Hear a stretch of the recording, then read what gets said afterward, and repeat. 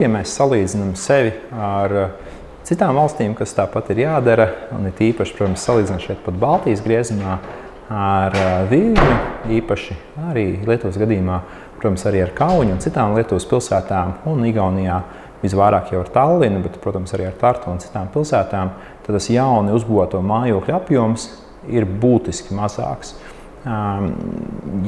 Vērtīgi būtu statistiski skatīties uz iedzīvotāju skaitu, tad tur tā starpība, ja nemaldos, mums ir apmēram 2000 mājokļi jauni Rīgā. Man liekas, pat pēdējā gadā ir pat mazāk.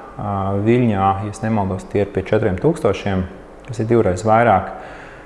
Neskaitot visu Lietuvu kopā, visai Lietuvai kopā, protams, tas būs būtiski vairāk. Un kas tur būtu jāskatās, ir, ka tā starpība nav 1 gadu, bet tā starpība ir, es gribētu pat teikt, 10 vai vairāk kā 10 gadus, tad tas kumulatīvais efekts līdzīgi kā ir kumulatīvs efekts ar nenosiltinātām mājām vai nerenovētām, tad šeit ir kumulatīvs efekts ar neuzbūvētām jaunām mājām un līdz ar to mājokļiem, kurš tad gadu no gadu krājās.